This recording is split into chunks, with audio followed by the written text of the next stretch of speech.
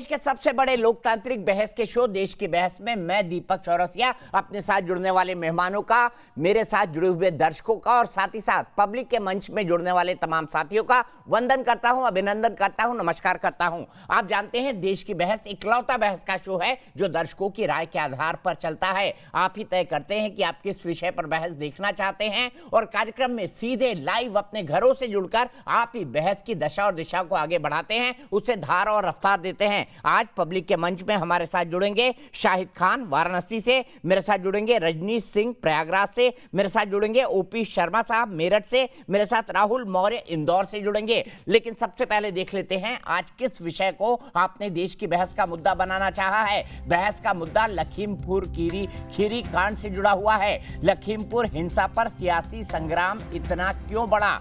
अभी की अगर बात करी जाए तो राहुल गांधी, प्रियंका गांधी, पंजाब के मुख्यमंत्री चन्नी और छत्तीसगढ़ के मुख्यमंत्री भूपेश बघेल इस वक्त लखीमपुर खीरी जिले में हैं। वो किसानों से और उस पत्रकार के परिजन से मिलने जा रहे हैं जिनकी लखीमपुर हिंसा के अंदर मौत हो गई। लेकिन दिन भर आज इस मुद्दे पर सियासी ड्रामा होता रहा। प्रियंका गांधी को इस मसले पर लखीमपुर जाते हुए हिरासत में जाना पड़ा था, उन्हें एक अस्थायी जेल के अंदर भी शिफ्ट किया गया था। लेकिन आज राहुल गांधी जब लखनऊ उतरे तो शासन और प्रशासन ने कह दिया कि यह बंदियोस्ती हो चुकी है, हालात सामान्य हैं। ऐसे में राहुल गांधी और उनके साथ चार लोग, क्योंकि 144 लगी है लखीमपुर खीरी जिले में, इसलिए कुल 5 लोग जा सकते हैं वहां पर हालात का जायजा लेने के लिए, पीड़ितों से मिलने के लिए। इसके बाद अब कल अखिलेश यादव भी वहां जाएंगे, बहुजन समाज पार्टी के राष्ट्रीय महासचिव सतीश चंद्र मिश्रा भी वहां जाएंगे।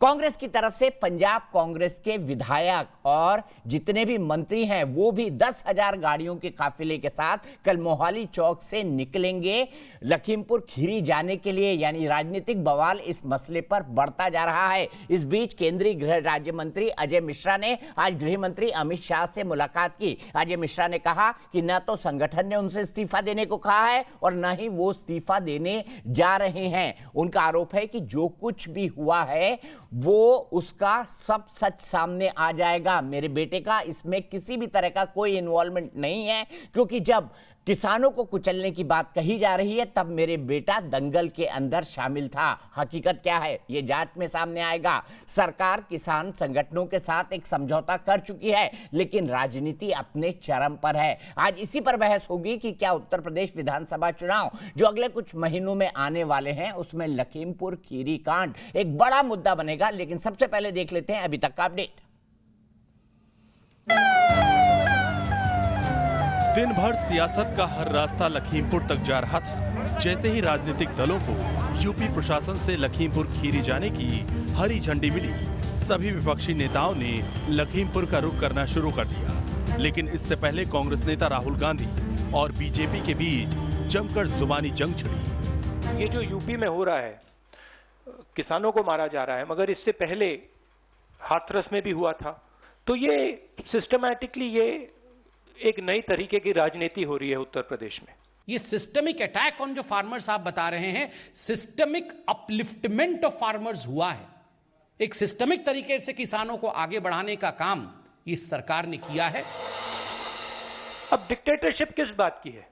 क्यों डिक्टेटरशिप? क्योंकि भयंकर चोरी हो रही है।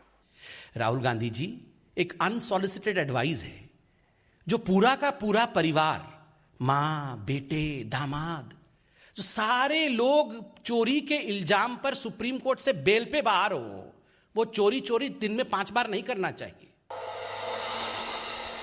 यहां पे जो डेमोक्रेसी हुआ करती थी, आज हिंदुस्तान में डिक्टेटरशिप है। राहुल गांधी जी, देश में डेमोक्रेसी मौजूद है, तभी आप प्रेस कॉन्फ्रेंस करके नरेंद्र मोदी जी और भारतीय जनता पार्टी को अनर्गल सुनाते हैं, अनर्गल बातें करते हैं। आपका अधिकार है, करिए।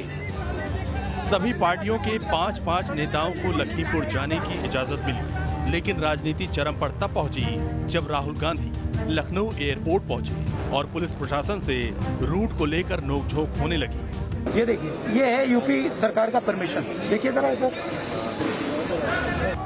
जबकि यूपी प्रशासन ने साफ किया था कि शांति और व्यवस्था बनाए रखना प्रशासन की प्राथमिकता है। राज्य सरकार का उद्देश्य सिर्फ शांति व्यवस्था हर हालत में बनाए रखने की है। देश की बहस में चर्चा है कि लखीमपुर हिंसा की गहन जांच जरूरी है या फिर केवल राजनीति चमकाने की। और देश की बहस में हमारा आज का सवाल है, क्या लखीमपुर कांड यूपी चुनाव का सबसे बड़ा मुद्दा बनेगा? यस और नो में आप जवाब दे सकते हैं। आप शो के दौरान जो जवाब देंगे, कार्यक्रम के अंत में हम देश के बहस के दर्शकों की राय दिखाएंगे। आप हमारी वेबसाइट पर जा सकते हैं, आप हमारे मोबाइल ऐप को डाउनलोड करके वोट दे सकते हैं, आप हमारे ट्विटर हैंडल पर जा सकते हैं, आप हमारे फेसबुक पेज पर भी वोट दे सकते हैं। कार्यक्रम के बारे में अगर आपकी कोई राय है, सुझाव है, शो के अंदर शामिल होना चाहते हैं तो 9711002266 पर हमें व्हाट्सएप करें। मेरे साथ वरिष्ठ पत्रकार आशुतोष जुड़ेंगे, भारतीय जनता पार्टी की राष्ट्रीय प्रवक्ता शाजिया इल्मी जुड़ेंगे, मेरे साथ पॉलिटिकल एनालिस्ट और एक जाने माने किसान रमणीक मान साहब जुड़ेंगे, मेरे साथ भारतीय जनता पार्टी नहीं कांग्रेस के राष्ट्रीय स्पोक्स पर्सन गुरदीप सप्पल साहब जुड़ेंगे, मेरे साथ संयुक्त किसान मोर्चा के स्पोक्स पर्सन ही अगर ये कहा जाए तो गलत नहीं होगा, जगतार सिंह बाजवा साहब जो कि लखीमपुर खीरी होकर आए हैं वो जुड़ेंगे, और मेरे साथ लेफ्ट के नेता विवेक श्रीवास्तव जी जुड़ेंगे। लेकिन सबसे पहले मैं 1-to-1 एक्सक्लूसिव बातचीत के लिए चलता हूं प्रशांत कुमार जी के पास, जो कि एडीजी लॉ एंड ऑर्डर है और जिन्होंने एक बेहद महत्वपूर्ण भूमिका निभाई थी लखीमपुर खीरी कांड के बाद शांति लाने के लिए। उन्होंने किसान संगठनों के साथ समझौता किया था। प्रशांत जी, आपकी और किसान संगठन के जो नुमाइंदे थे वहां पर उनकी आपस में बातचीत हुई, बातचीत के बाद आप लोग एक समझौते तक भी पहुंचे और आपने मुआवजा राशि भी बांट दी और बाकी भी अपने कमिटमेंट पूरी कर रही है। लेकिन विपक्ष इस वक्त जो आरोप लगा रहा है, मैं कानूनी दृष्टि से आपसे जानना चाहता हूं कि किसी भी आरोपी को अभी तक गिरफ्तार नहीं किया गया है, दोनों तरफ के, क्यों?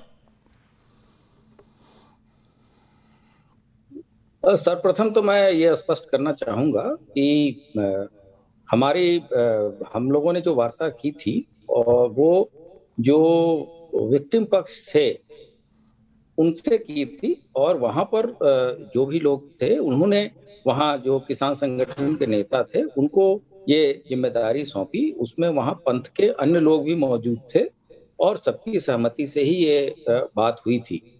ये एक बड़ी दुर्भाग्यपूर्ण घटना 3 तारीख की शाम में हुई, जिसमें कि कुल 8 व्यक्तियों की दुर्भाग्यपूर्ण मृत्यु हुई और उसके बाद से स्थितियां वहां काफी भयावह और प्रतिकूल हो गई। तो उत्तर प्रदेश के प्रशासन के लिए, पुलिस के लिए ये बहुत बड़ी चुनौती थी कि सर्वप्रथम हम कानून व्यवस्था को व्यवस्थित करें और उसके बाद से कोई कार्रवाई करें। तो त्वरित कार्रवाई करते हुए शासन स्तर से ये ट्वीट किया गया कि किसी भी हालत में जो दोषी हैं वो बख्शे नहीं जाएंगे, और एक हाई पावर डेलीगेशन वहां भेजा गया। और जो चूंकि किसान पक्ष लोग धरना प्रदर्शन कर रहे थे, जो मृतक किसान थे उनके शव के साथ, तो ऐसी स्थिति में जल्दी से जल्दी वार्ता करके तो ये वार्ता की गई और उनके सहमति से चीजें वहां अनाउंसमेंट भी की गई, कुछ अनुदान भी दिया गया, उनकी न्यायिक जांच की भी डिमांड मानी गई, तथा जो भी उन लोगों ने लिख के दिया उस तरीके से एफआईआर दर्ज की गई। इसके बाद से वहां पंचायतनामा हुआ, पोस्टमार्टम हुआ। पोस्टमार्टम के बाद से 3 शवों की अंत्येष्टि कल शाम को हो गई और एक परिजन को ये डाउट था पोस्टमार्टम के बारे में, तो उनकी बात को सर्वोपरि मानते हुए शासन के द्वारा एक 4 सदस्यीय विशेषज्ञ चिकित्सकों का दल विशेष हेलीकॉप्टर से बहराइच भेजा गया, जहां दोबारा पोस्टमार्टम किया गया और उनके परिवारजन संतुष्ट होने के बाद से उन्होंने आज अंत्येष्टि अर्ली मॉर्निंग की। तो सभी शवों का निस्तारण सकुशल संपन्न कराया गया। इस बीच में कानून व्यवस्था की स्थिति पूरे स्टेट में सामान्य की गई और इस बीच में जो वहां के खीरी और बहराइच के जिला प्रशासन ने ये रिक्वेस्ट किया था कि वहां किसी भी बाहरी व्यक्ति को ना आने दिया जाए, इसके संबंध में जो रीजनेबल रिस्ट्रिक्शंस लगाए गए थे उसके तहत लोगों को रोका गया। आज जब स्थितियां अनुकूल हुई तो राज्य सरकार ने जिला प्रशासन के अनुरोध पे प्रत्येक राजनीतिक दल हो या प्रत्येक गुट के 4 या 5 लोगों को जाने की अनुमति दी गई, जिसमें सबका सहयोग मिल रहा है। और इसके साथ साथ एक कमेटी बना दी गई है जो 2 अभियोग पंजीकृत हुए हैं, उनके उस संबंध में त्वरित गति से साक्ष्यों के संकलन के बारे में कार्रवाई चल रही है और बहुत जल्द ही हम लोग इस केस का पर्दाफाश करेंगे। और जैसा कि शासन के द्वारा पूर्व में ही स्पष्ट किया जा चुका है कि कोई भी दोषी नहीं बख्शा जाएगा, तो हम इस केस में सही अभियुक्त को पकड़ के और कोर्ट में पेश करेंगे। आपने कहा सही अभियुक्त को पकड़कर कोर्ट में पेश करेंगे, लेकिन आपने बताया कि जो तहरीर दी गई उसी के आधार पर एफआईआर हुई है। ऐसे में जो एफआईआर में नामित है, जिनका नाम एफआईआर में है, आशीष मिश्रा, जो कि गृह राज्य मंत्री अजय मिश्रा के बेटे हैं, उनकी गिरफ्तारी नहीं हुई है। इस पर सबसे ज्यादा सवाल उठ रहे हैं। इस पर उत्तर प्रदेश पुलिस पर सवाल उठाए जा रहे हैं। उनकी गिरफ्तारी न होने का कारण, चूंकि वो नामजद अपराधी है, तो क्या गिरफ्तारी निश्चित है? माफ कीजिएगा, निश्चित पूछ रहा हूं मैं, क्या गिरफ्तारी होनी चाहिए ऐसे मामले में? विवेचना के बाद होती है? पुलिस का प्रोसीजर क्या कहता है? हाँ, ये देखिए, कोई भी चीज जो जिम्मेदार व्यक्ति है, इसमें अंतिम में जाके विवेचक को ही कोर्ट में गवाही देनी पड़ती है। सभी तरह के साक्ष्य ऐसे हाई प्रोफाइल केसेस में जो ह्यूमन विटनेसेस होते हैं, उसके हॉस्टाइल हो जाने के भी पूरे चांसेस रहते हैं। ऐसी स्थिति में सभी साक्ष्य वहां जो है, फॉरेंसिक साक्ष्य हैं, डिजिटल साक्ष्य हैं, सभी साक्ष्य मॉडर्न तरीके से एकत्रित किए जा रहे हैं ताकि कोर्ट में हम उस चीजों को प्रॉपर तरीके से रखें और आज ही जाके स्थिति वहां कानून व्यवस्था की सामान्य हुई है, तो हम आगे की कार्रवाई भी अब करेंगे और बहुत जल्द ही हम इसमें कुछ लोगों की गिरफ्तारी भी करेंगे। आपने जो प्रेस कॉन्फ्रेंस की थी उसमें कहा था 8 दिन के अंदर एक लॉजिकल कंक्लूजन तक हम पहुंचेंगे, तो क्या 8 दिन अब जब पूरे होंगे तब तक मोटे तौर पर इसकी विवेचना हो चुकी होगी? प्रशांत जी, देखिए, जो हमारी जवाबदेही है कानून के प्रति और जो कोर्ट के प्रति, हम उसके प्रति सजग हैं और हम इसमें पूरी तरीके से निष्पक्ष कार्रवाई करेंगे, क्योंकि शासन स्तर से भी इस संबंध में निर्देश मिले हैं और स्पष्ट निर्देश मिले हैं। तो इस प्रकरण में दूध का दूध, पानी का पानी होगा और समय रहते ही हम लोग इसमें कार्रवाई करेंगे। खबर यह है और किसानों का यह आरोप है, आपके पास प्रथम दृष्टया पुलिस से क्या जानकारी है? जो तिकोनिया गांव है उस पर जो ये हादसा हुआ है, इसमें आरोप किसानों का यह है कि अजय मिश्रा के बेटे आशीष मिश्रा गाड़ी चला रहे थे और उन्होंने वहां पर गोली चलाई। क्या इस तरह की कोई जानकारी पुलिस के पास है? ये चीजें जैसा मैंने बताया कि पोस्टमार्टम भी हुआ है, साक्ष्य एकत्रित किए जा रहे हैं। हम लोगों ने एक नंबर भी पब्लिक डोमेन में दिया है तथा एक अपना ईमेल आईडी भी दिया है कि कोई भी व्यक्ति जिसके पास इस घटना से संबंधित कोई भी साक्ष्य, वीडियो, ऑडियो हो तो वो हमारे साथ शेयर करें। हम उसका नाम गोपनीय रखेंगे और उसके बाद से उस पर कार्रवाई करेंगे। तो हम सभी तरह के साक्ष्य एकत्रित कर रहे हैं और इसके अतिरिक्त ऐसे भी कुछ प्रयास हो रहे हैं कि दूसरे जगह की वीडियो को इस घटना से जोड़ के भी लोग अपलोड कर रहे हैं। तो ऐसे लोगों को भी आगाह किया गया है कि इस तरह के चीजों से बाज आए, वरना उनके विरुद्ध भी हम कार्रवाई अवश्य करेंगे। तो एक ये जटिल प्रक्रिया है, संवेदनशील मुद्दा है। इसमें कोई कार्य ऐसा नहीं किया जाएगा जो कि जल्दीबाजी में हो, जिसको लेके बाद में कोई एम्बैरेसमेंट कोर्ट या कचहरी में पुलिस को झेलना पड़े। एक आखिरी सवाल सर आपसे जानना चाहूंगा, ये कहा जा रहा है कि उत्तर प्रदेश के अंदर चुनाव सामने है, भारतीय जनता पार्टी की सरकार है, चूंकि ये हिंसा उनके खिलाफ जाएगी, इसलिए उत्तर प्रदेश पुलिस पर राजनीतिक दबाव है। क्या दबाव में काम कर रही है उत्तर प्रदेश पुलिस? जब शासन के शीर्ष स्तर से बता दिया गया है ट्वीट करके कि इसमें किसी तरह का दबाव नहीं है और जो अपराधी है या जो आरोपी हैं जिन्होंने ये घटना की है उनके विरुद्ध कार्रवाई की जानी है, तो मैं दीपक जी आपसे अनुरोध करूंगा कि आप वेट करें और समय आने पे सभी चीजें साफ हो जाएंगी और दूध का दूध, पानी का पानी हो जाएगा। बहुत बहुत शुक्रिया प्रशांत कुमार जी आपने हमें बताया कि किस तरह से आगे की विवेचना चल रही है और विवेचना के आधार पर, यानी इन्वेस्टिगेशन के आधार पर किसकी गिरफ्तारी होनी है या किसकी गिरफ्तारी नहीं होनी है, ये उत्तर प्रदेश पुलिस तय करेगी। 8 दिन का वक्त दिया है ताकि दोषियों को गिरफ्तार करके जेल के सलाखों तक पहुंचा दिया जाए। ये वादा उत्तर प्रदेश पुलिस ने किसान संगठन और जो पीड़ित किसान परिवार हैं उनको किया है। इसी पर आगे बात करने के लिए मैं अपने साथ पूरे पैनल को इंट्रोड्यूस करूंगा। मेरे साथ वरिष्ठ पत्रकार और मेरे मित्र आशुतोष हैं, मेरे साथ भारतीय जनता पार्टी के राष्ट्रीय प्रवक्ता शाजिया इल्मी हैं, मेरे साथ थोड़ी देर में रमनीक मान साहब जुड़ेंगे जो कि एक किसान है, पॉलिटिकल एनालिस्ट हैं, मेरे साथ कांग्रेस पार्टी से गुरदीप सप्पल साहब हैं, राष्ट्रीय प्रवक्ता, मेरे साथ जगतार सिंह बाजवा साहब हैं, किसान नेता, और विवेक श्रीवास्तव जी हैं, लेफ्ट के नेता। सबसे पहले सप्पल साहब मैं आपके पास आना चाहूंगा। भारतीय जनता पार्टी आप पर यह आरोप लगा रही है कि राहुल और प्रियंका का वहां पर जाना आपस में एक दूसरे की कंपटीशन तो है ही, लेकिन साथ ही साथ आप लोग लाशों पर राजनीति करना चाहते हैं। कैसे जवाब देंगे भारतीय जनता पार्टी के इस आरोप का?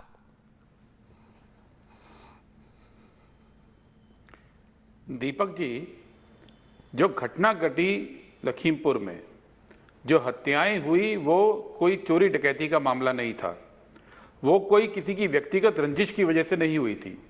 ये हत्याएं इसलिए हुई क्योंकि मोदी सरकार की जो किसान नीति का विरोध कर रहे थे उनके खिलाफ ये कार्रवाई हुई और उनकी हत्या हुई। ये एक पॉलिटिकल मर्डर है, ये कोई मामूली मर्डर नहीं है। और ये नहीं भूलना चाहिए कि इसकी जो प्रक्रिया है, पहले मंत्री का भाषण, फिर मंत्री की कार, मंत्री का बेटा, इसलिए मंत्री की सरकार की जांच नहीं चल सकती है। ये बड़ी सीधी सी बात है कि जिन्होंने भड़काया, जिन्होंने पूरे कांड को अंजाम दिया, वही जांच करेंगे। क्या ये इस देश में इंसाफ का यही तरीका रह गया है? इसलिए इसको आप टूरिज्म कहिए, इसको आप जो मर्जी कहिए, लेकिन इस देश के अंदर ये बड़ी विडंबना हो गई है कि अब भड़काने वाले भाषणों को शांति भंग नहीं करना माना जाता, बल्कि जो लोग बेचारे मजबूर हैं, जिनके घर के लोगों की जान गई है, उनके साथ खड़े होना, उनके संघर्ष में साथ देना, उनके आंसू पोंछना, इसको आप गलत मानने लगे हैं। ये इस देश का दुर्भाग्य है। लेकिन ये देखिए कि कम से कम इस देश में अभी भी ये संभावना है, अभी भी ऐसी पार्टियां मौजूद हैं जो वक्त पे लोगों के साथ खड़े होकर संघर्ष करना जानती हैं। इसलिए बीजेपी चाहे जो कहे, पूरी जनता को मालूम है कि ये घटनाक्रम क्यों हुआ, पूरी जनता को मालूम है कि मोदी जी की नीतियों का विरोध ये किसान कर रहे थे और इसकी वजह से उनकी जान गई, और उनके मंत्री की वजह से, उनके मंत्री के बेटे की वजह से जान गई है। ये पूरा देश जानता है।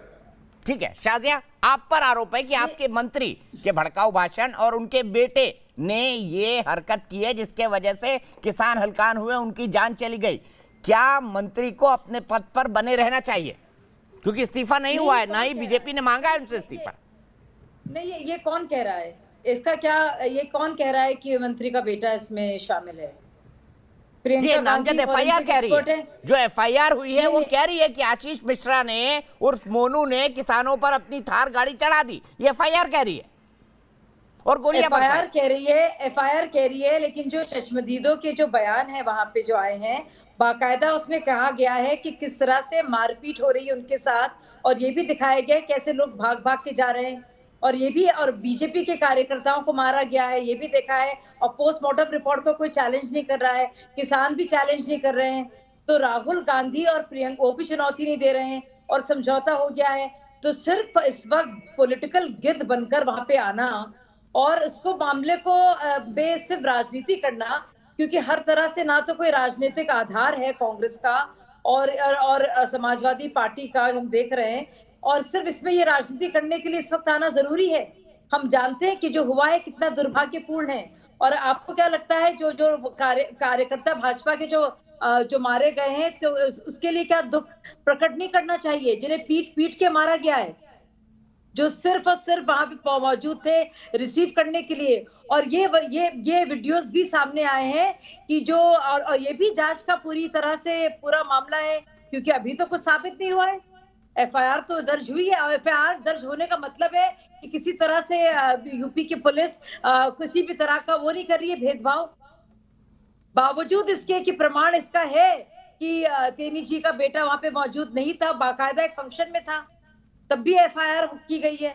यानी कि पूरी तरह से जो कुछ कहा गया जा रहा है विपक्ष के तौर से, वो साफ जाहिर है कि वो उसके बावजूद भी, इस तरह की ये प्रमाण होने के बावजूद भी अपनी ही सरकार में जो यूपी के जो तेनी है, जो MOS है फाइनेंस, उनके बेटे का नाम अगर आ रहा है तो उनका नाम भी साफ जाहिर है। ये साफ दिखाता है कि किसी भेदभाव के बगैर यूपी प्रशासन काम कर रहा है।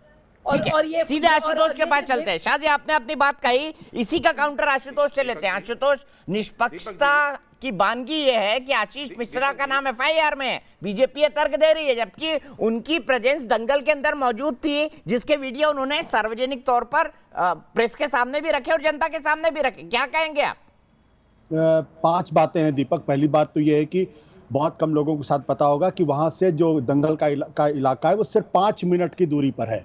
यानी इस घटना को अंजाम देकर आप 5 मिनट के अंदर वहां पहुंच सकते हैं और आप ये छद्म क्रिएट करने के लिए स्वतंत्र हैं कि वो वहां पर मौजूद थे, क्योंकि पूरे समय की कोई रिकॉर्डिंग कभी होती नहीं।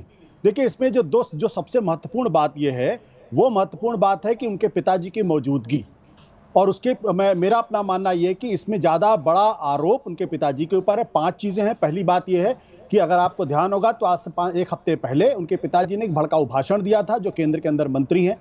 इसी तरीके का भड़काऊ भाषण कफील खान ने दिया था, जो उनके पर आरोप लगा था, उनको गिरफ्तार कर लिया गया था। ऐसे भड़काऊ भाषण देने के बाद न केवल भाषण दिया गया, बल्कि उस भड़काऊ भाषण के खिलाफ वहां किसान भड़के और उन्होंने जाके काला झंडा दिखाने की कोशिश की। यानी कॉज एंड इफेक्ट दोनों है। तो कायदे से मंत्री महोदय के खिलाफ FIR दर्ज होनी चाहिए और उनकी गिरफ्तारी भी होनी चाहिए। दूसरी बात, उनके बेटे अभियुक्त है, FIR दर्ज है, तो वो एक एक्यूज्ड हैं। Harbouring the accused is also a kind of criminal offence, उसमें भी उनके खिलाफ FIR दर्ज होनी चाहिए। तीसरी बात, वो मिनिस्टर होने के बावजूद वो अपने बेटे के पक्ष में एविडेंस मैन्युफैक्चर कर रहे हैं। तो इसका मतलब यह है कि वो एविडेंसेस को मिटाने की भी कोशिश कर रहे हैं। ये तीसरी FIR उनके खिलाफ, मुकदमा उनके खिलाफ दर्ज होना चाहिए। चौथी बात, वो minister of state for home affairs है। इसका मतलब यह है कि जो सारी एजेंसीज उनके अंडर या उनके डिपार्टमेंट के अंडर में काम कर रही है, तो उनके रहते हुए एक क्रिमिनल मामले में कैसे इन्वेस्टिगेशन निष्पक्ष हो सकती है? यह क्लैश ऑफ इंटरेस्ट का मामला है, इसलिए भी उनको अपने पद पर नहीं रहना चाहिए। और आखिरी बात, वो पूरे इन्वेस्टिगेशन को मिसगाइड करने की कोशिश कर रहे हैं। इन 5 मामलों पर अगर देखा जाए तो, और फिर उनका बैकग्राउंड आप देखिए, उनके खिलाफ अभी भी वो हिस्ट्री शीटर रह चुके हैं। साथ ही साथ हाई कोर्ट में उनके खिलाफ एक क्रिमिनल मर्डर के मामले में 2018 से एक जजमेंट रिजर्व है, वो जमानत पर हैं। ऐसा शख्स पहले तो MOS कैसे अपने पद पर, और दूसरा उनके रहते हुए इन्वेस्टिगेशन साफ कैसे हो सकता है, ये महत्वपूर्ण बात है। तो उत्तर प्रदेश की पुलिस ने इनके खिलाफ अभी तक FIR दर्ज नहीं की है। अगर देश में कानून का शासन है, कफील खान के खिलाफ अगर FIR दर्ज हो सकती, गिरफ्तार हो सकते हैं, तो फिर इन मंत्री महोदय के खिलाफ भी FIR दर्ज होनी चाहिए, वो गिरफ्तार होनी चाहिए। सीधे शाजिया से इसका जवाब ले लेते हैं। शाजिया, मुझे बताइए, मंत्री महोदय के खिलाफ FIR क्यों नहीं? आशुतोष ये कह रहे हैं। और जो दूसरा उनका सवाल है वो ये है कि भाई मंत्री जी तो हिस्ट्री शीटर हैं, आदतन अपराधी हैं, उनको गृह राज्य मंत्री कैसे बना दिया सरकार में? तो ऐसे तो आपका कोई भी मंत्री बचेगा नहीं, मतलब कोई भी मंत्री बचेगा नहीं। मुझे समझ में नहीं आ रहा है कि जब उनके बेटे और जो उनके साथी मारे गए और पर इल्जाम है, तो उनके मंत्री पर, उनकी मंत्री बनने पर और उनकी चार्जशीट पर क्या ताल्लुक है, मुझे समझ में नहीं आया। ये क्या लॉजिक दे रहे हैं? आई थिंक बहुत कंफ्यूज है आशुतोष जी, क्योंकि मंत्री महोदय तो वहां पे मौजूद भी नहीं थे, तो और उनके बेटे भी मौजूद नहीं थे, लेकिन उनको कुछ कहना है क्योंकि मंत्री जी के जो बेटे, क्योंकि सारा मामला सामने आ गया है, मंत्री जी के बेटे थे नहीं और मंत्री जी के बेटे के कॉन्वॉय की अब बात हो रही है, तब इन्होंने पूरा पलट दिया है सीन। अब पहले तो मंत्री के बेटे को लेकर थे, अब भड़काऊ भाषण जो 1 हफ्ते पहले दिया गया था, अब बात उसमें आ गई है, क्योंकि उनको समझ में आ गया है कि उसमें होने वाला है नहीं कुछ। और इतनी बेवकूफ लग रही है प्रियंका गांधी जी बेचारी, जो पहुंच गई है, ये हुआ है, ये हुआ है, ये हुआ है, और हुआ कुछ नहीं है, क्योंकि ना तो मंत्री जी थे ना उनका बेटा था। तो आप कह रहे हैं क्योंकि मंत्री जी ने पहले भड़काऊ भाषण दिया था 1 हफ्ते पहले, और बहुत साल पहले कोई उन्होंने चार्जशीट है, तो उसके हिसाब से अब ये तो कोई बात बनी नहीं भाई साहब, इसका कुछ ताल्लुक इस पूरे वाकये से नहीं है। इस वाकये से बहरहाल एक चीज का ताल्लुक है, और वो वीडियोस हमने देखे हैं, किस तरह से इंसान वो बैठा हुआ था और हाथ जोड़े हुए था और कह रहा था कोई हमें नहीं मारो, और कह रहे थे तुम्हें तेनी ने भेजा है, बोले हमें भेजा था देखने के लिए वहां पे क्या हो रहा है।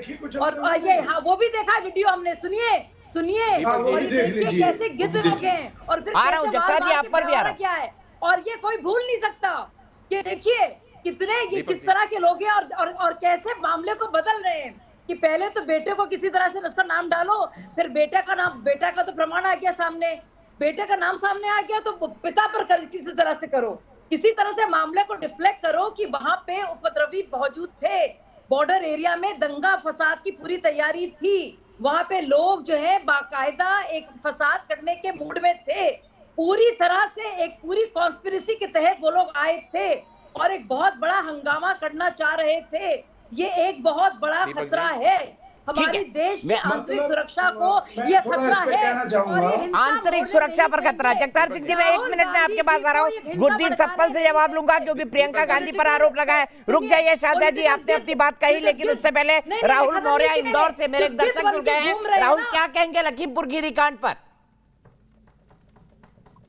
सर, सबसे पहले तो मैं अपनी बात रखने से पहले एक बात कहना चाहूंगा कि हम लोकतांत्रिक देश में रहते हैं और लोकतांत्रिक देश हमें यह बताता है कि हमें यहाँ पर कुछ कहने का, कुछ सुनने का, हमें विरोध करने का, सभी चीजों का हक है, अपनी बात रखने का। और साथ में हम एक ऐसे देश में रहते हैं क्योंकि हम भारतीय संस्कृति से आते हैं। सबसे पहली चीज ये है कि अगर कहीं पर कुछ हादसा हुआ है तो उसे हम राजनीति से अलग कर दें, क्योंकि हर वक्त राजनीति नहीं की जा सकती है। सबसे बड़ी ये चीज है कि जिस तरह से सरकार हो या फिर विपक्ष हो, विपक्ष कम से कम आपने देखा है जिस तरह से पूरा मीडिया दिखा रहा है कि 72 घंटे तक पूरा पॉलिटिकल ड्रामा चलता आया है। ये पॉलिटिकल ड्रामा मतलब इसकी जरूरत क्या है समझ में नहीं आ रहा। जिस तरह से इसकी जरूरत क्या है पॉलिटिकल ड्रामे की, ये समझ में नहीं आ रहा है। क्या एक हादसे को पॉलिटिक्स से दूर नहीं रखा जा सकता? सप्पल साहब इसका जवाब देंगे, लेकिन सप्पल साहब ये भी बताइए, आप लोग किसानों के हक में खड़े हो गए, खड़े भी होना चाहिए, लेकिन उस आदमी का क्या जो हाथ जोड़ रहा था, बोल रहा था मुझे मत मारो, मुझे गाड़ी चढ़ाने के लिए नहीं भेजा गया, उन लोगों का क्या जो भारतीय जनता पार्टी के कार्यकर्ता या मंत्री जी के समर्थक थे जिनको डंडों से पीट पीट कर मार डाला गया, उन लोगों का क्या उनके लिए कोई संवेदना नहीं? उस पत्रकार का क्या जिसकी जान चली गई, जो अपनी लाइन ऑफ ड्यूटी में था? दीपक जी, मुझे जवाब पूरा करने दीजिएगा। आपने 2 सवाल पूछे और एक शाजिया जी ने वहाँ। पहले तो शाजिया आलमी जी को ये मालूम होना चाहिए कि उनकी स्क्रिप्ट में बहुत झोल है। जब ये घटना घटी तो पूरे चैनलों पे खबर चली, सब चैनल्स पे ये खबर चली कि मंत्री जी के बेटे पे जानलेवा हमला हुआ। फिर बाद में वो खबर बदल गई और बोला कि वो कुश्ती देख रहे थे। फिर वो बाद में खबर बदली और हुआ कि FIR हुई कि वो वहाँ पे मौजूद थे। और अब ये लीपापोती पूरी हो रही है। और ये क्यों हो रहा है? क्योंकि गाड़ी भी है, वीडियो भी है। और ये शाजिया जी को भी और जितने भी लोग हैं, अगर उनका थोड़ा सा भी दिल और संवेदना बची है, अगर उन्होंने वो वीडियो देखा है जिसमें किसान आराम से जा रहे हैं, कोई हंगामा नहीं है, चहलकदमी करते हुए जा रहे हैं और पीछे से एक गाड़ी आती है, पीछे से गाड़ी आती है और रौंदती चली जाती है। दुनिया ने ये दृश्य और भी देशों में देखे हैं दीपक जी। टोरंटो में हुआ था, नीस में हुआ था, बर्लिन में हुआ था। पूरी दुनिया ने एक स्वर से इसकी भर्त्सना की थी कि ये आतंकवादी घटनाएं हैं और आप इसको कत्ल भी नहीं मानोगे। पूरी दुनिया ने सारे वीडियो देखे। बारे में ये बात भी नहीं करोगे। मैं आपके बीच में नहीं बोला, करेंगे उसकी भी बात मैं आपके बीच में नहीं बोला था। अगर आप बोलेंगे तो कंप्लीट कर लेने दीजिए उनको प्लीज, कंप्लीट कर लेने दीजिए। नहीं बोलने दूंगा अगर आप बोलेंगी बीच में, तो आप पूरी बात पूरे करने दीजिए, वरना आप नहीं बोल पाएंगे इस शो के ऊपर। गुरदीप वो खामोश है, सप्पल साहब बोलिए प्लीज। दीपक जी, हम जिस फिलॉसफी को मानते हैं दीपक जी, कांग्रेस पार्टी जिसको मानती है, उसमें हर व्यक्ति कानून के सामने बराबर है, हर व्यक्ति की जान की बराबर कीमत है, राइट टू लाइफ। उसमें चाहे वो बीजेपी का सपोर्टर हो, चाहे वो बीजेपी का विरोधी हो। ये बीजेपी है जिसने आज जाके एक सेकंड FIR कराई है किसानों के खिलाफ। ये बीजेपी है जिसने कि मृतक लोगों में अपने लोग चुन लिए और दूसरों को अपना दुश्मन डिक्लेयर कर दिया है। ये बीजेपी है जिसने पिक एंड चूज किया है। हम बात क्यों कर रहे हैं? प्रियंका गांधी वहां गई, शाजिया जी एक महिला है, वो जानती हैं कि महिलाओं को रात के टाइम गिरफ्तार नहीं करते, वो जानती हैं कि बिना वारंट के कोई गिरफ्तार नहीं होता, वो जानती हैं कि बिना वारंट के, बिना मजिस्ट्रेट के सामने पेश किए 24 घंटे ज्यादा नहीं रह सकते हैं। ये कौन सी सरकार है जहां पे ना सुप्रीम कोर्ट की गाइडलाइन चलती है, ना कानून का राज चलता है, जो मनमर्जी आती है वो चलती है। और ये इनको मालूम होना चाहिए। आपके एक दर्शक अभी राहुल ने बोला, मैं राहुल जी आपको बता दूं कि इस देश के अंदर मौलिक अधिकार हैं। मौलिक अधिकार कौन कौन से होते हैं? सबका हनन किया, राइट टू लाइफ आपने छीन लिए, वहां पे लोगों को कुचल डाला। राइट टू लिबर्टी कि कोई जा नहीं सकता है वहां पे।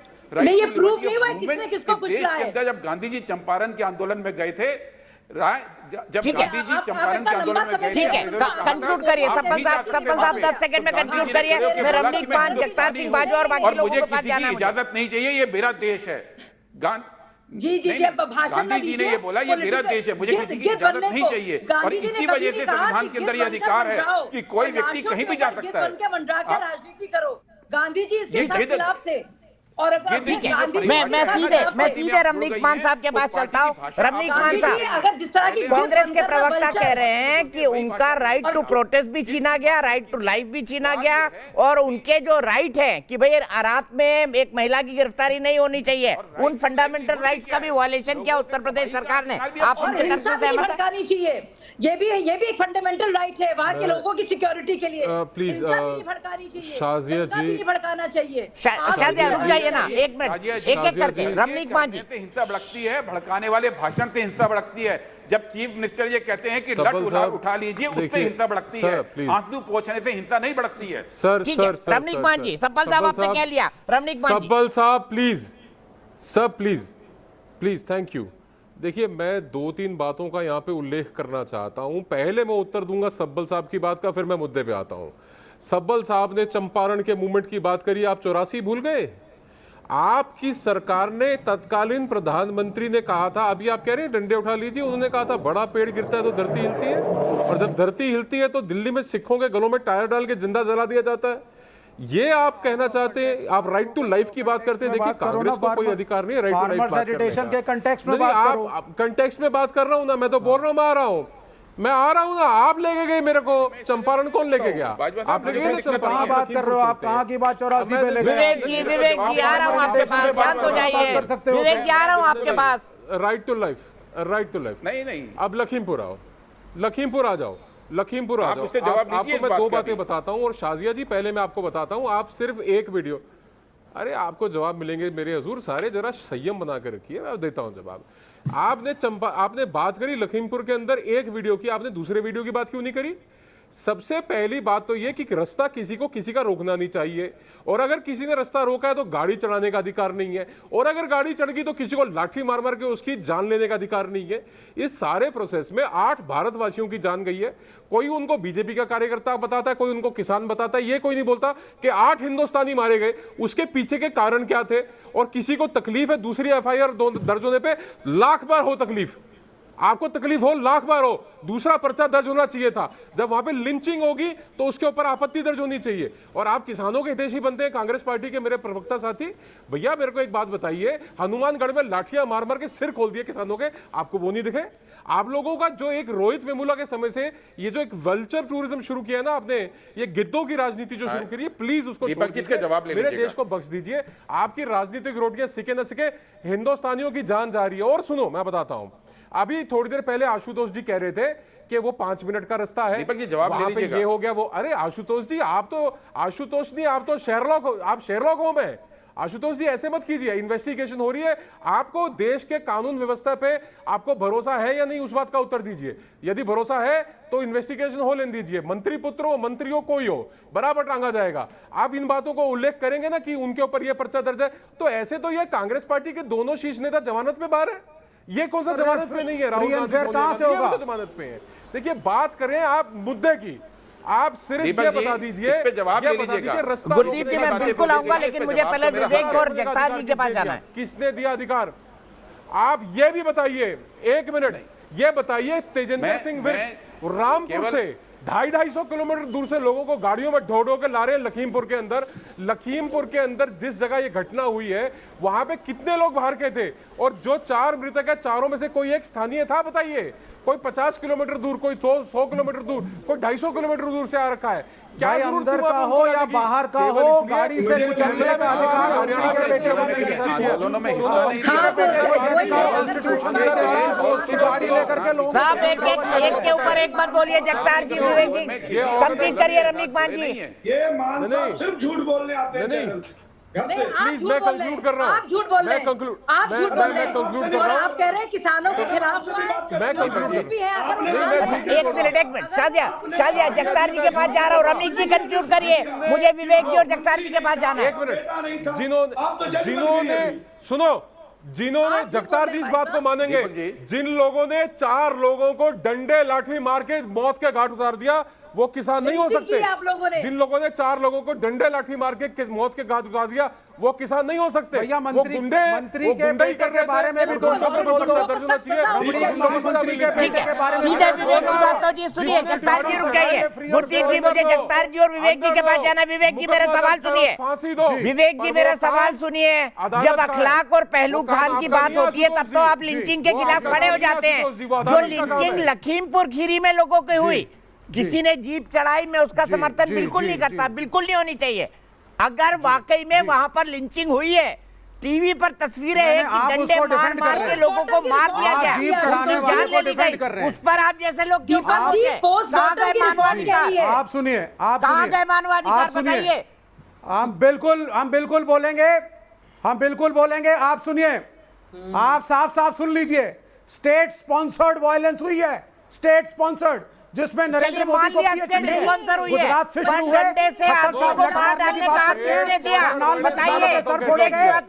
स्टेट स्पॉन्सर्ड वायलेंस है। सुनिए और चुप कराइए, बोलने दीजिए। स्टेट स्पॉन्सर्ड वायलेंस है। मंत्री का बेटा अक्यूज्ड है, वहां पे लिंचिंग होती है, आपने अरेस्ट नहीं किया, रिमांड में नहीं लिया।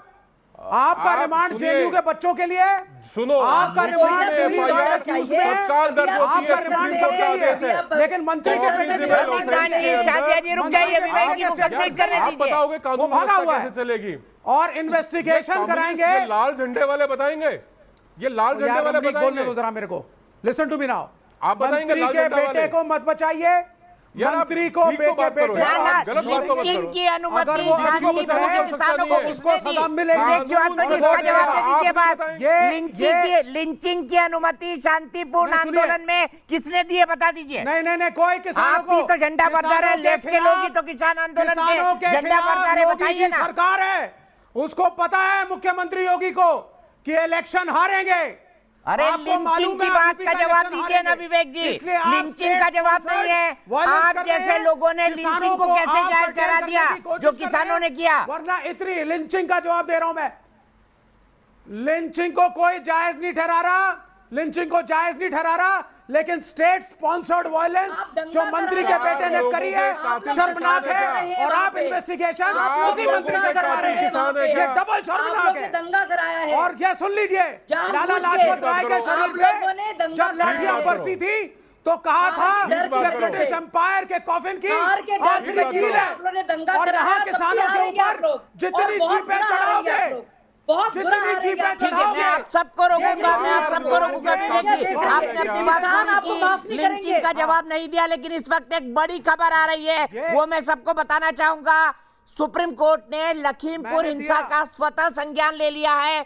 कल खुद चीफ जस्टिस ऑफ इंडिया इस मामले की सुनवाई करेंगे। कल सुप्रीम कोर्ट में इस मामले की सुनवाई होगी। जगतार सिंह जी, आप खुश हैं सुप्रीम कोर्ट के इस कदम से, या इस बार भी आप कहते हैं कि नहीं, सुप्रीम कोर्ट ने दखल देना ही नहीं चाहिए? क्योंकि आप तो किसान आंदोलन के मामले में सुप्रीम कोर्ट के आदेश से भी पीछे हट गए। गलत बात है दीपक जी, ये आप कोरिलेट मत कीजिए किसी भी विषय को। भारत के किसान भारत के संविधान पर विश्वास करते हैं, भारत की आपने सुप्रीम कोर्ट की कमेटी कहाँ मानी भाई? आपने मानी क्या सुप्रीम कोर्ट की कमेटी? बताइए। उस कमेटी में मेंबर कौन थे?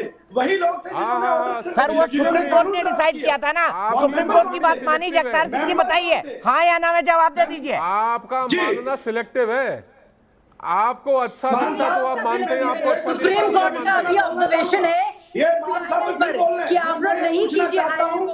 ये जो अभी उपदेश दे रहे थे, मेरी एक बार दीपक जी, मैं मेरी बात सुनिए, इसके बाद आपके पास जो है हंगामा करना चाह रहे हैं। मेरी बात सुनिए आप, बिल्कुल हंगामा, आप लोग दंगा, मेरी बात सुनिए। हंगामा करने वाली पार्टी आपकी है, आप हंगामा कर करके सत्ता में आए हो। आप लोग अभी ये भाई हमारा उपदेश दे रहे थे, 8 भारतीय दीपक भाई एक सवाल है, दीपक भाई एक सवाल है, ठीक है, सरकार से कुछ पूछेंगे मान साहब? जगतार जी, रमनीक मान आपसे एक सवाल पूछना चाहते हैं। रमनीक जी पूछिए।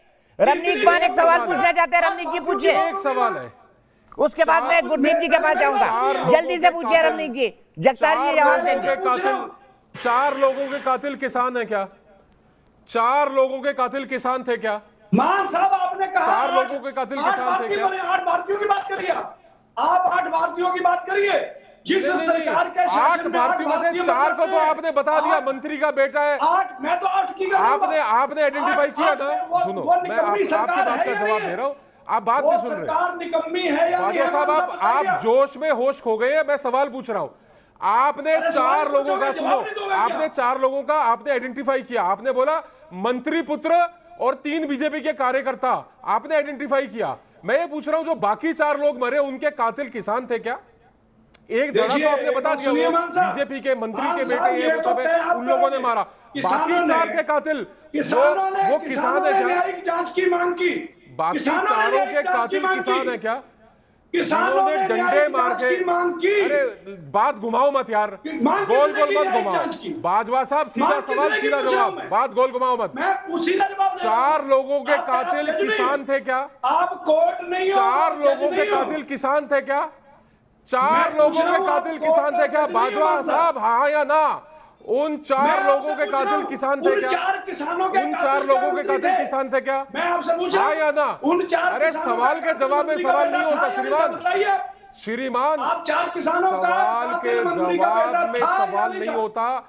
आपने 4 को आइडेंटिफाई किया, आपने पर्चा दर्ज करवाया, उसके अंदर नाम। चलो आप एक दूसरे को रिपीट कर रहे हैं। मैं गुरदीप सप्पल जी के पास चलता हूं, तब तक ओपी शर्मा जी को तैयार करिए मेरठ से। रमनीक जी, जगतार सिंह बाजवा जी, अब आप एक दूसरे, आप एक ही बात रिपीट कर रहे हैं दोनों। गुरदीप सप्पल जी, कई आरोप लगे आप पर। पहला आरोप लगा 1984 का, दूसरा आरोप आप पर लगा कि नहीं आप तो राजनीति करना चाहते हैं। क्या कहेंगे? क्या 1984 जो कह रहे थे ये स्टेट स्पॉन्सर्ड किलिंग है लखीमपुर खीरी में, तो क्या 1984 स्टेट स्पॉन्सर्ड किलिंग नहीं था? यही सवाल उठाया अभी रमनीक मान ने। अरे व्यक्तिगत ना हो प्लीज, आरोप ना लगा। जगतार जी, रमनीक जी रुक जाइए। गुरदीप सप्पल की आवाज से।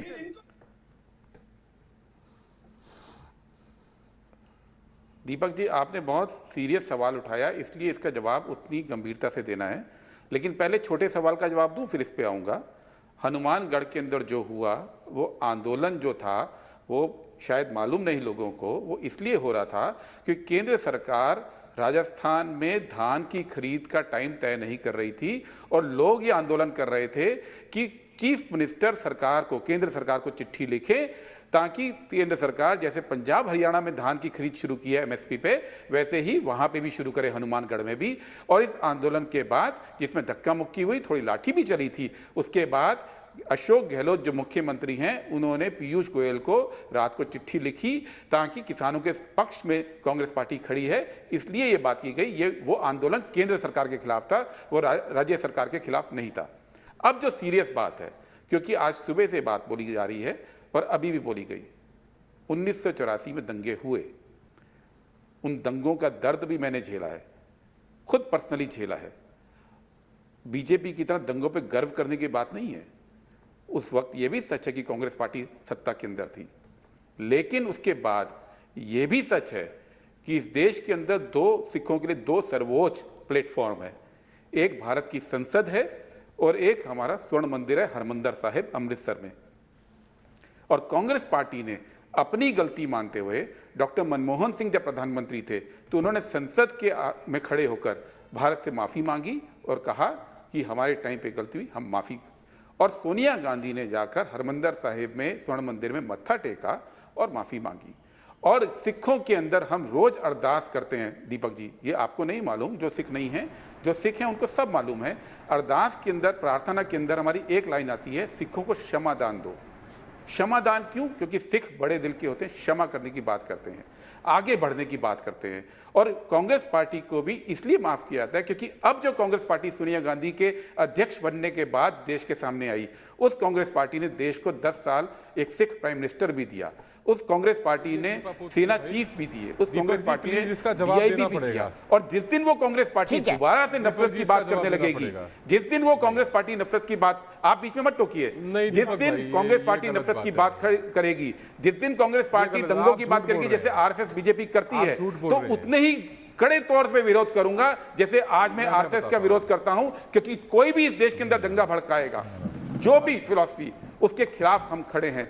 लेकिन ये बात समझना चाहिए बीजेपी को, जो बार बार ये बात कहती है बीजेपी के दंगों में आपने कही अपनी बात गुरदीप जी प्रभावी तरीके से कही। अब मैं आपको रोकता हूं, ओपी शर्मा मेरठ से मेरे एक दर्शक जुड़ गए हैं। बनाए मुस्लिम को प्रधानमंत्री में चैलेंज करता हूं, ये बीजेपी को अपने गिरेबान में झांकना चाहिए। पहले मैं इसका जवाब लूंगा। मेरे साथ राजेश चौधरी जो स्पोक्स पर्सन है उत्तर प्रदेश बीजेपी के, वो जुड़ गए हैं। क्या एक मुसलमान को प्रधानमंत्री बनाएगी बीजेपी? इसका जवाब लूंगा। लेकिन ओपी शर्मा मेरठ से मेरे एक दर्शक, उसके बाद आशुतोष के पास जाऊंगा।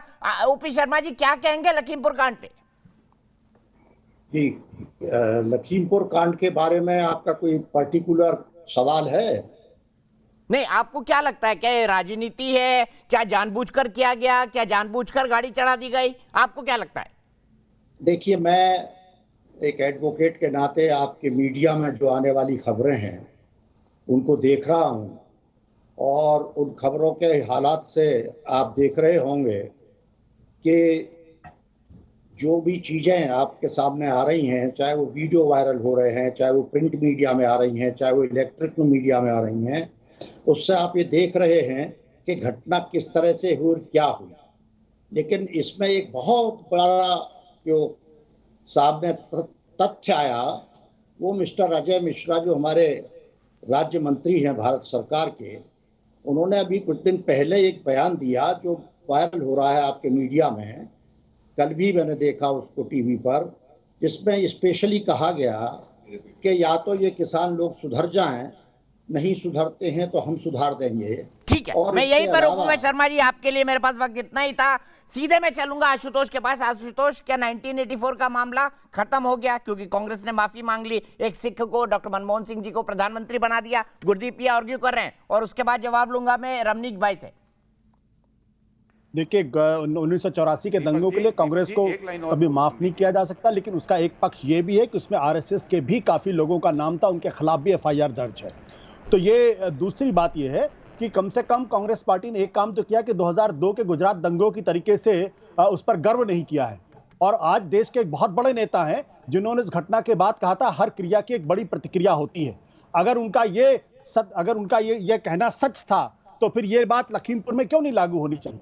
लखीमपुर में जो कुछ हुआ, जिन लोगों ने मॉब लिंचिंग की है, उनकी पहचान होनी चाहिए और उनके खिलाफ कड़ी से कड़ी कार्रवाई होनी चाहिए। लेकिन इस बात को बिल्कुल नहीं भूलना चाहिए कि शांतिपूर्वक जो किसान चल रहे थे उनके पीछे कौन लोग थे जिन्होंने गाड़ियां चढ़ाई हैं।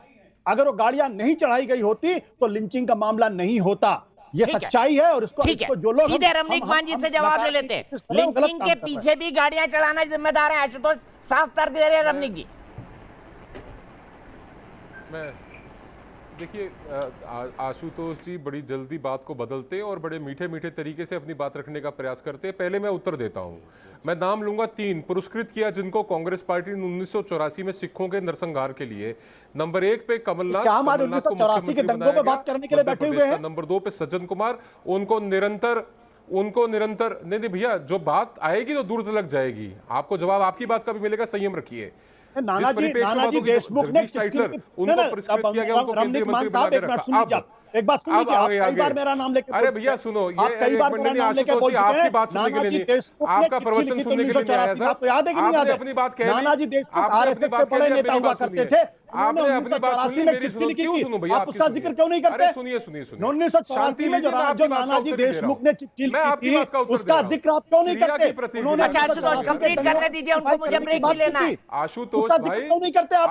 भाई उसका भी जिक्र करिए ना, उसका भी जिक्र करिए जो चिट्ठी नानाजी खो रहे हैं भैया। अगर नहीं आप, अरे मेरे बड़े भाई, आप मानसिक संतुलन खो रहे हैं श्रीमान, आप मानसिक संतुलन खो रहे हैं। मेरी बात कहने दीजिए। असभ्य भाषा का इस्तेमाल करते हैं आप, हमेशा असभ्य भाषा का इस्तेमाल करते हैं। आपके पेट में दर्द होता है, आपके पेट में दर्द होता है। नानाजी देशमुख आपका चिट्ठी का ध्यान रखिए का प्रयोग किया मैंने, मेरे को बता दिया। नानाजी देशमुख भारतीय जनता पार्टी के बड़े नेता थे और साथ ही साथ आरएसएस के फाउंडर मेंबर्स में थे। मेरे और आपकी बात नहीं है।